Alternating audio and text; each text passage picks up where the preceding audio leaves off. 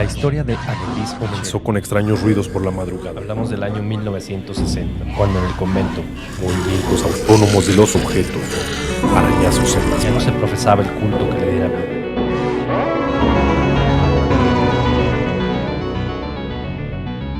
Hablemos de terror.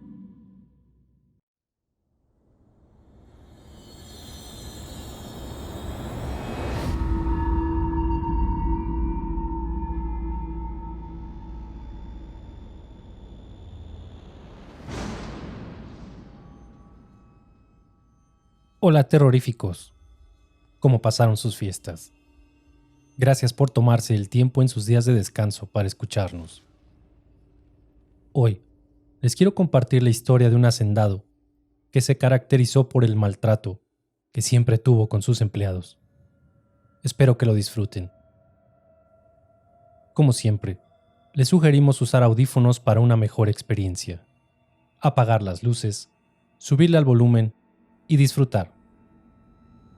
Esto es, Hablemos de Terror. Bienvenidos.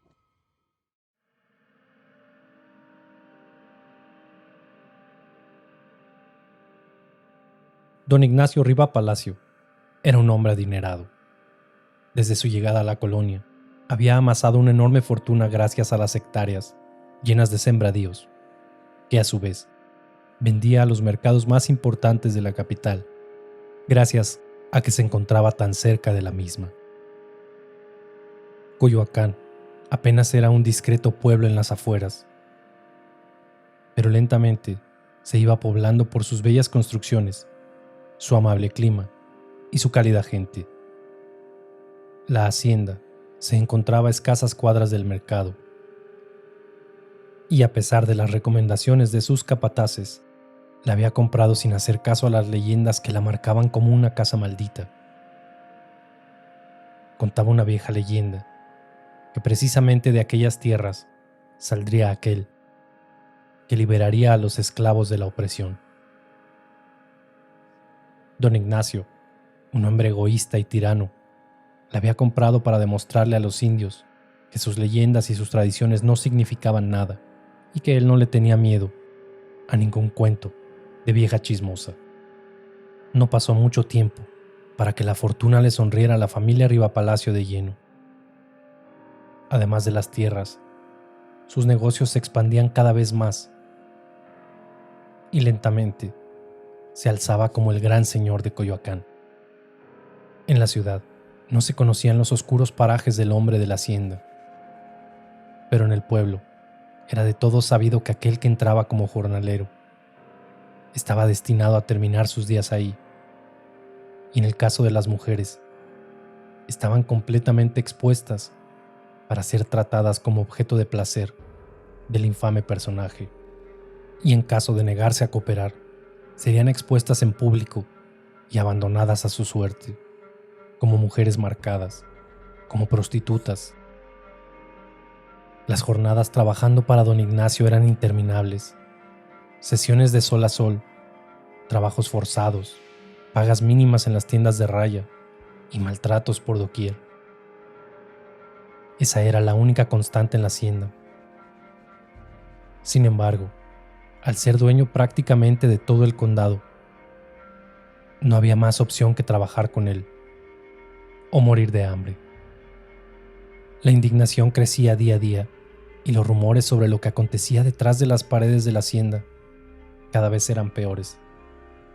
Las malas costumbres de don Ignacio se le habían pegado ya a sus capataces, y lo que originalmente eran abusos por parte del señor de la casa, ahora también sucedía en los establos, en los molinos, en los graneros.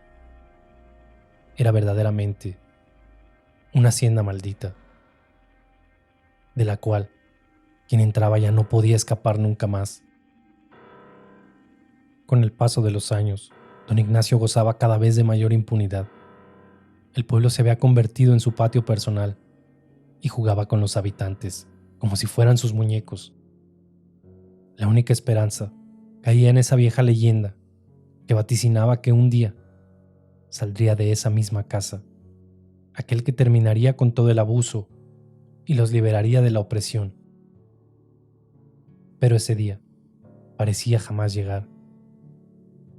Se rumoraba que don Ignacio, quien airadamente se burlaba de la profecía en secreto, había hecho todo en su poder para que ningún crío naciera en esas tierras, ni propio ni extraño, con tal de mantenerlas tal y como a él le gustaban, convertidas en un casco de perversión y de abuso. Los años pasaron, y el bello y floreciente condado de Coyoacán se había convertido en un espacio desolado, de gente triste, derrotada, que sabía que su futuro estaba condenado por la mano de hierro de un demente. Hasta que un buen día, don Ignacio cayó gravemente enfermo. Durante semanas no se supo qué padecía, se decía que escupía sangre y que moriría. Sin embargo, uno de sus capataces trajo desde Tlalpan a una curandera que tras largas sesiones con hierbas y copal, recobró la salud del terrateniente. Este, eternamente agradecido, la invitó a vivir en la hacienda. La mujer, sumida en la pobreza, vio en esto una oportunidad para salir de la misma y, sin dudarlo, aceptó, sin saber en qué clase de lugar había entrado. Pocos fueron los días que le tomó descubrir la verdadera personalidad de tan oscuro personaje, gracias a las historias que los sirvientes le contaban. La curandera, indignada, sabía que tenía que hacer algo para detenerlo, pero aún no sabía qué o cómo. Y los meses pasaron, así como las injusticias frente a sus ojos, y con impotencia se tenía que limitar a consolar a las personas que don Ignacio maltrataba, sin poder actuar. Por esas fechas, el mismo don Ignacio, que no había vuelto a ser el mismo tras la enfermedad, decidió que era necesario tener a alguien que continuara con su legado, un heredero. Necesitaba un hijo. Con premura, se casó con una bella joven, doña Ana, que a pesar de ser casi 20 años menor que él, había aceptado el matrimonio, obligada por las deudas de su padre. El arreglo era sencillo. En cuanto le diera un hijo sano, lo heredaría todo, aún en vida, con tal de que su legado continuara. La curandera supo que este era el momento para actuar. Don Ignacio había bajado la guardia, y el momento preciso para aprovecharse de sus debilidades era ahora o nunca. Don Ignacio y doña Ana jamás compartían nada. Se veían al amanecer cuando desayunaban en medio de los sirvientes. Por la tarde él se iba a trabajar en sus tierras y por la noche volvía a casa, solo para alcoholizarse casi hasta perder el sentido. Convertido en una bestia bruta, entraba al cuarto de doña Ana y la obligaba a cumplir con sus deberes, buscando concebir ese hijo, que tras 3 meses de matrimonio no se gestaba. Como todas las mañanas, don Ignacio y doña Ana compartieron en silencio el desayuno. Él se levantó y tras un seco beso en la frente, salió de la hacienda, rumbo a los plantíos. Doña Ana se quedó en casa, llorando, tras el abuso de su marido. Entonces, saliendo de las sombras, la curandera se le acercó y le dijo: «No llores más, niña. Sé que sufres, pero tengo la solución para tus problemas y los de todos. No sé cómo podrías ayudarme. Todos sabemos que lo que don Ignacio busca es un hijo, y tú no se lo puedes dar porque no lo amas, y por más que traten, ese niño solo puede nacer por 2 razones. 1, el fruto del amor, o 2, el fruto del odio. No lo entiendo. ¿Conoces la profecía que se dice de estas tierras? No. Cuenta la leyenda que aquel que nazca en esta casa, procedente de esta tierra, traerá la salvación para su gente. Pero yo no he podido darle un hijo. Es porque no eres de esta tierra. Escúchame bien. Hoy por la noche, cuando llegue don Ignacio a cenar, sírvele esta pócima en su bebida. ¿Para qué? Hará que su mente se aturda y no pueda pensar claro. Cuando suba a tu cuarto para tratar de gestar ese hijo, estaré yo ahí, esperándolo. Con la pócima pensará que eres tú, pero será ella quien busque su simiente. Y detrás de las cortinas apareció una hermosa mujer de rasgos indígenas. Es mi hija, Citlali. Cuando vine a vivir aquí la dejé en mi pueblo a sabiendas de las leyendas que de esta tierra se decían. Pero tras lo que he visto, sé que ella es la clave para nuestra salvación. Pero ¿cómo haremos para que don Ignacio no se dé cuenta que no estoy embarazada? Los hombres son poco observadores. Mientras él vea cómo crece tu abdomen, no se dará cuenta de nada. Y yo, como tu curandera, te cuidaré para que no se dé cuenta. Tengo miedo. No temas, niña. Ya verás que nos espera un futuro mejor. Tal como se había sugerido, por la noche llegó don Ignacio y antes de alcoholizarse, doña Ana virtió la pócima que la curandera le había dado. Le entregó su copa y subió a sus aposentos. Nerviosa, abrió la puerta y encontró a la curandera y a su hija Citlali. Doña Ana se quitó la ropa y se le entregó a la muchacha. Se veía hermosa en el vestido color turquesa que contrastaba con su hermosa piel morena. Rápido, que no tenemos mucho tiempo. Métete a la cama y espera que él llegue. Pase lo que pase, no digas ni una sola palabra. Sí, madre. Y cumpliéndose al pie de la letra el plan de la curandera, don Ignacio entró tambaleándose a la habitación de su esposa, donde lo esperaba una extraña. Embriagado por la pócima de la curandera, la descubrió en la cama, y ni su piel ni su rostro le parecieron extraños. Con violencia, la hizo suya, maldiciendo por el hijo que no le había podido dar. Citlali estaba inmóvil, aterrada, viendo a este hombre convertido en bestia transgredir su cuerpo. Cuando finalmente terminó, se levantó de la cama y salió por la puerta sin decir nada. En ese instante, Citlali rompió en llanto y desde el ropero salieron la curandera y doña Ana, quienes la abrazaron conmovidas. Es un pequeño sacrificio, hija, pero vendrá un bien mejor. A la mañana siguiente, doña Ana no bajó a desayunar. Cuando su marido subió para verla, esta ya había sido instruida por la curandera para actuar los síntomas de un embarazo.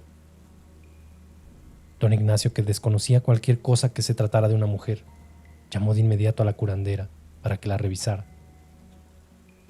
Esta llegó tan rápido como pudo, y tras una pequeña revisión, le confirmó al terrateniente que era correcto.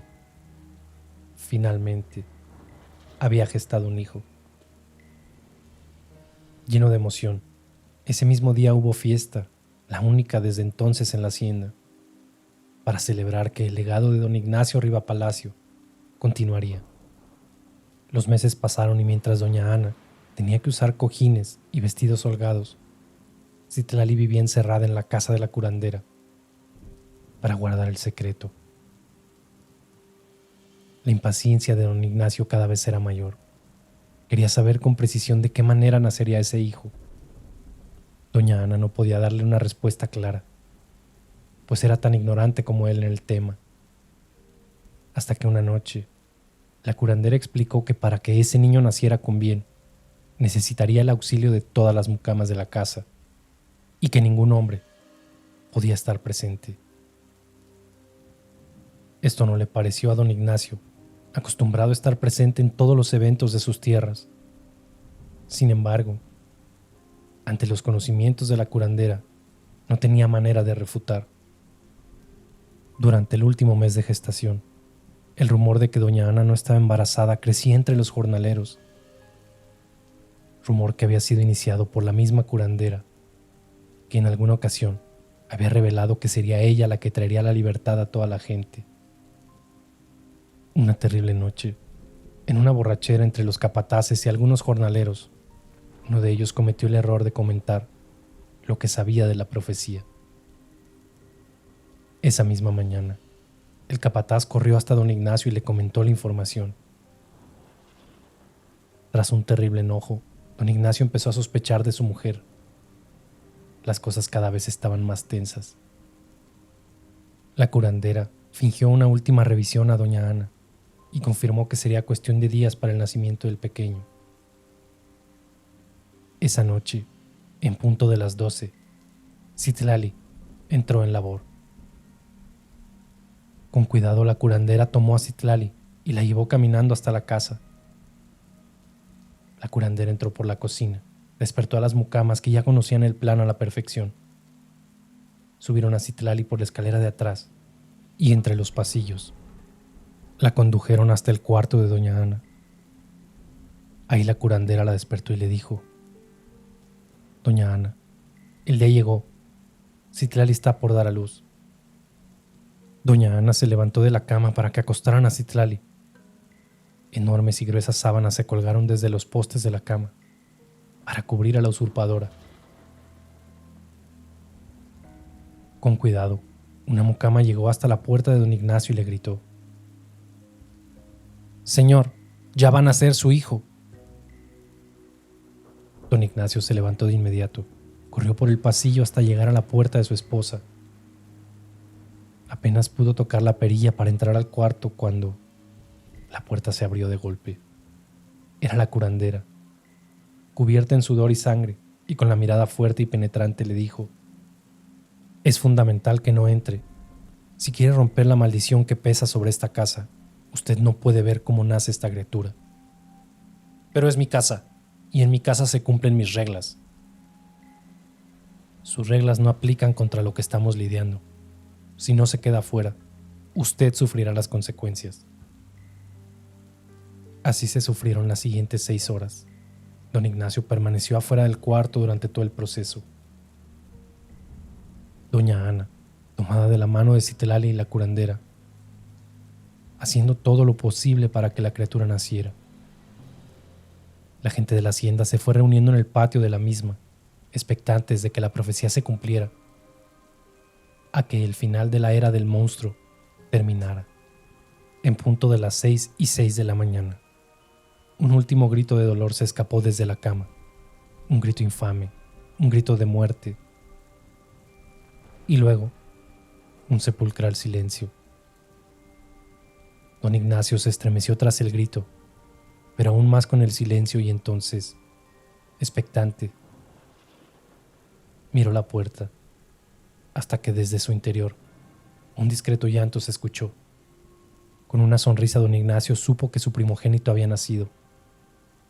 Abrió la puerta sin reparo alguno. La curandera estaba hincada al pie de la cama, con un pequeño y ensangrentado crío en las manos. Sus ojos se horrorizaron cuando vieron entrar a don Ignacio. «No puede estar aquí». «¿Cómo diablos no? Si acaba de nacer mi hijo».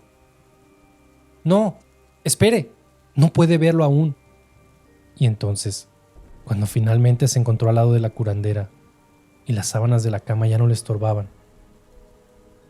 descubrió a su mujer, levantada en una orilla, llorando, tomando de la mano a una mujer indígena que yacía muerta en aquella pretenciosa cama. La tensión se podía sentir en el cuarto, y el silencio solo se rompió cuando el bebé de nuevo lanzó un llanto terrible. «¿Qué significa esto?» «Espera, amor, no es lo que parece», le respondió doña Ana. «¿Que no es lo que parece? ¿De quién diablos es ese niño?» «Es una larga historia. Su mujer no podía tener hijos y conseguimos a alguien más que lo tuviera, para que pudiera tener su heredero. Ese bastardo no lleva mi sangre». Sí la lleva. «Ese pequeño bastardo no es mío. ¿De quién es?» «Es suyo, señor, se lo juro». «Bruja mentirosa». Y don Ignacio abofeteó a la curandera tirándola al suelo. Se acercó y le arrancó de los brazos a la criatura, que inició un terrible llanto. «Déjalo en paz, lo que dice es verdad», dijo desesperada doña Ana. «Aléjate de mí, desgraciada. Esta criatura tiene que morir, ¿no lo entiendes? O será nuestra perdición». «Estás loco. Ese niño no te ha hecho nada. Te has quedado idiota, no sabes nada». Don Ignacio abrió la ventana del cuarto y miró hacia afuera. En el patio, los jornaleros se arremolinaban ante la incertidumbre de los gritos que se escuchaban. Cuando vieron asomar a don Ignacio con el niño en los brazos, horrorizados, descubrieron sus intenciones de dejarlo caer desde arriba. Entonces la gente empezó a arremeter contra la puerta de la casa para evitar una mayor desgracia. En el interior del cuarto, don Ignacio estaba fuera de sus cabales. Tenía al niño atrapado entre sus brazos, mientras que doña Ana y la curandera, junto con las mucamas, lo miraban desde el otro lado del cuarto. ¿No se dan cuenta? No tengo otra opción. Este bastardo debe morir, como murieron todos esos niños no reconocidos que tuve en estos años. Mi sangre jamás se mezclará con la de ustedes, indios ignorantes. Ignacio, te estás volviendo loco. No, doña Ana, créame, este no será el primer bastardo que asesine a sangre fría, y jamás he perdido un segundo de sueño. Las puertas de la casa finalmente se rompieron. La muchedumbre, enardecida con machetes y con palos, entró a la casa y corrieron por el lugar, buscando frenéticos a don Ignacio. Los gritos de abajo hicieron que todos en el cuarto se pusieran nerviosos. No tiene salida, don Ignacio. Hoy se marca el día en que su tiranía llega a su fin. No sabes lo que dices, vieja bruja. Maldigo el día que te conocí. Así como yo le salvé la vida, he sido yo quien ha venido a quitársela. Y por la vida de mi hija, usted habrá de pagar con la suya. Y en ese momento se rompió la puerta del cuarto y entró una muchedumbre enardecida. Antes de que don Ignacio pudiera tirar al niño al suelo, los hombres lo detuvieron y se lo arrancaron de las manos. Tomaron al déspota tirano y lo llevaron al patio central. La curandera le dio en los brazos al pequeño a doña Ana y le dijo: pase lo que pase y escuche lo que escuche, no salga de este cuarto hasta mañana. Cuide de este niño que ahora es suyo y es el único heredero de toda esta hacienda. Falta solo una cosa para que la maldición quede liberada. Y salió del cuarto.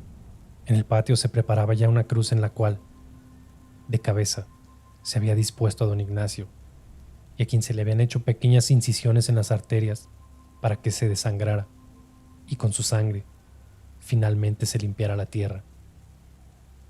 Cuando llegó la curandera, la gente detuvo el linchamiento, se acercó a su oído y le dijo: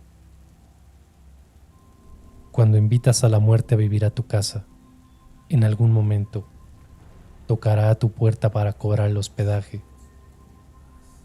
Hoy llegó el día en que pagará por sus pecados, don Ignacio, y nos espera un largo camino hasta su última morada, el infierno. Y en ese instante, la mujer desapareció frente a sus ojos. La gente aterrada huyó hasta sus casas, dejando a don Ignacio morir lenta y dolorosamente en medio del patio. Nadie acudió a su auxilio, nadie escuchó sus lamentos, y al final, la vieja profecía se había cumplido, y la tierra finalmente se había liberado.